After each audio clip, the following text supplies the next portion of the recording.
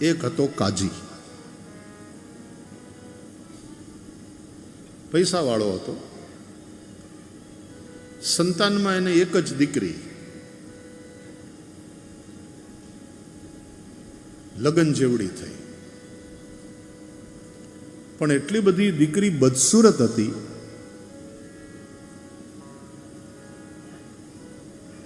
એટલી બધી ખૂબસૂરત ન હોય તો ચાલે, આ તો બદસુરત હતી. એનો ચહેરો એટલો ભયંકર, એના અંગ ઉપાંગ એટલા બધા વાંકા ચૂકા.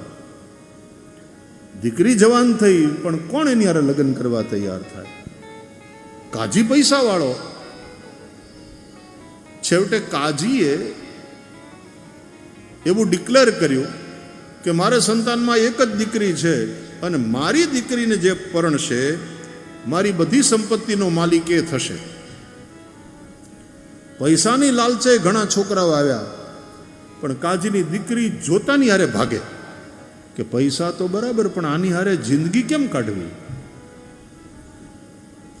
આમ દીકરી મોટી થવા લાગી, કોઈ એની સાથે લગ્ન કરવા તૈયાર નહીં. એમાં 2-3 વર્ષ વયા ગયા. એ પછી એક છોકરો આવ્યો, એ પરણવા તૈયાર થયો.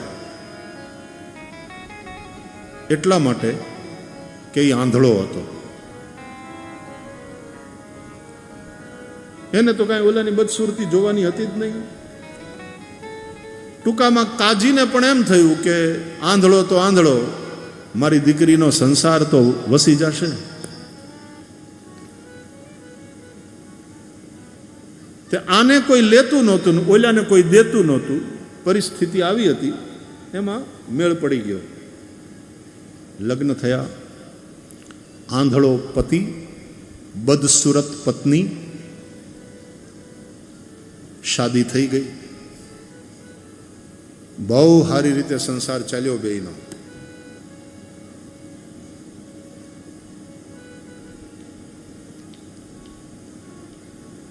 ઓલાને કાંઈ જોવાનું તો હતું નહીં, અને ઓલી બરાબર હાંચવતી હતી. બેયનો સંસાર સુખી. દીકરીને જમાઈને સુખી જોઈને કાજી પણ સુખી. 1-2 વર્ષ વીત્યા. એક દિવસ શહેરમાં એક હકીમ આવ્યો. એ હકીમ આંધળાને દેખતા કરવામાં હોશિયાર. એની પાસે એવું અંજન હતું કે જેને આંજે એનો અંધાપો દૂર થઈ જાય એવી દવા હતી. કેટલાય આંધળાને એણે હાજા કર્યા હતા. ગામમાં એ હકીમ પોતાનું દવાખાનું ચલાવે, ટ્રીટમેન્ટ કરે. એમાં કોઈકે કાજીને આવીને કહ્યું કે ખરેખર ઉપરવાળાની તારી ઉપર રેમ છે. તમારી દીકરીના લગ્ન થઈ ગયા, સંસાર સુખી છે, પણ ઉપરવાળો કેટલો મહેરબાન છે. દુઃખ ખાલી એટલી વાતનું હતું કે આ જમાઈ તો મળ્યો પણ આંધળો. હવે આ હકીમ આવ્યો છે, એ તો આંધળાને દેખતા કરે છે. તમારી આ સમસ્યા પણ દૂર થઈ જશે. જમાઈને લઈ જાઓ, એની ટ્રીટમેન્ટ કરાવો, એ આંધળો દેખતો થઈ જશે તો તમારે ઓર ખુશીની વાત. એટલે કાજી કે વિચારીને કહું. તો કે એમાં શું વિચારવાનું? તમે તમારા દીકરીને જમાઈને સુખી જોવા નથી ઈચ્છતા? તો કે એને સુખી જોવા ઈચ્છું છું, બંનેને એટલા માટે જ કહું છું કે વિચારીને કહું. અંતે કાજીએ એવો નિર્ણય કર્યો કે મારે મારા જમાઈની ટ્રીટમેન્ટ કરાવવી નથી. હકીમ ગમે એટલો હોશિયાર હોય, જેમ છે આ બધું એ બરાબર છે. કારણ કે કાજીને ખબર છે કે જો મેં હકીમની પાસે ટ્રીટમેન્ટ કરાવી અને મારો જમાઈ દેખતો થઈ જાય, અને જો મારા જમાઈએ મારી દીકરીની બદસુરતીને દેખી લીધી તો તલાક તલાક તલાક કહી વયો જાય. એ દુઃખી, મારી દીકરી દુઃખી, દીકરીનું ઘર ભાંગ્યું, હુંય દુઃખી. આ તો એ આંધળો છે, એમાં એ સુખી, મારી દીકરી સુખી, હુંય સુખી. ये बात है. આ સ્ટોરી છે. હવે એ સ્ટોરીનો અર્થ સાંભળો.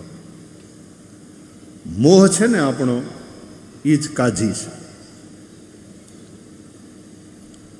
અને બદસુરત જિંદગી એ જ દીકરી છે. Materialistic life.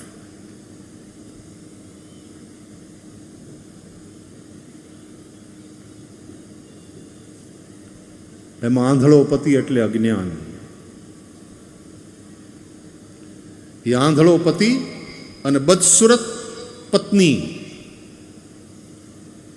એનું જીવન બહુ સારી રીતે હાલે છે, કોઈને વાંધો નથી. આંધળા પતિને તો દેખાતું જ નથી કે આ જિંદગી કેટલી બદસુરત છે, એને ભાન જ નથી. અને આંધળા પતિનો પ્રેમ પામી અને બદસુરત જિંદગી બહુ ખુશ છે. અને એ બેયના સુખી જીવનને જોઈ સુખીના ઉપર શ્લેષ. આ મોહરૂપી કાજી એ પણ બહુ રાજી. એમાં એક હકીમ આવે છે. એ હકીમ એટલે ભાગવત. એ હકીમ એટલે સદગુરુ. સદગ્રંથ સદગુરુ એ હકીમ છે. એ વૈદ છે. સદગુરુ વૈદ બચન વિશ્વાસા. એટલે એ જ્યારે ગામમાં આવે અને 7 દિવસનું દવાખાનું ખુલ્યું હોય, આંધળાને દેખતા કરે, અજ્ઞાનનો અંધાપો દૂર કરે, જ્ઞાનની દ્રષ્ટિ આપે. હાલો હાલો હાલો ટ્રીટમેન્ટ કરાવો. પણ મોહરૂપી કાજી ના પાડે કે નહીં. કારણ કે જો અજ્ઞાનનો અંધાપો દૂર થયો તો માણસને પોતાની બદસુરત જિંદગી એનું ભાન થાય, તો એને પસ્તાવો થાય કે હું આવી બદસુરત જિંદગી જીવતો હતો. શરાબ ને, માંસાહાર ને, જુગાર ને, અય્યાશી ને, વ્યભિચાર ને, પૈસાને માટે કાંઈ પણ કરવાનું, આવી બદસુરત જિંદગી અમે જીવતા હતા. પાપ પાપ પાપ. અને પાપ પાછું અમને પાપ નહોતું લાગતું. ખોટું અમને ખોટું છે એવી સમજણ જ નહોતી. એ સહજ થઈ ગયું હતું ખોટું. જો હકીમ પાસે ટ્રીટમેન્ટ કરાવે અને અજ્ઞાનનો અંધાપો મટે, અને તો પોતાની આંખથી જુએ પોતાની બદસુરત જિંદગીને, તો જાગી જાય માણસ. તલાક તલાક તલાક કહી અને આવી બદસુરત જિંદગીથી નાતો તોડી નાખે. એનું જીવન દિવ્ય બને. જેમ વાલીઓ લૂંટારો મહર્ષિ વાલ્મીકી બન્યો દેવર્ષિ નારદના સત્સંગથી. તકલીફ ક્યાં છે ખબર? ઓલો મોહ નામનો જે કાજી છે ને, એ ટ્રીટમેન્ટ કરાવવા દેતો નથી. એ કથા સત્સંગમાં કે સંતોના શરણે જવા દેતો નથી. હવે બધું એ બધા બાવા સાધુન કરવા દે, આપણે અહીં મોજ કરો.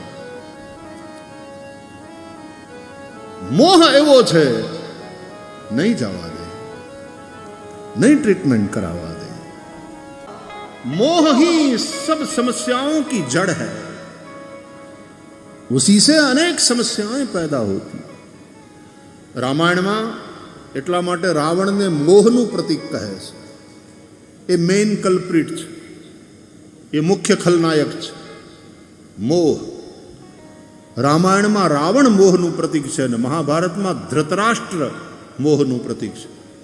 દુર્યોધન એટલો ખતરનાક નથી જેટલો ધૃતરાષ્ટ્ર ખતરનાક છે. રામાયણનો મોહ રાવણ એ દશમુખ છે.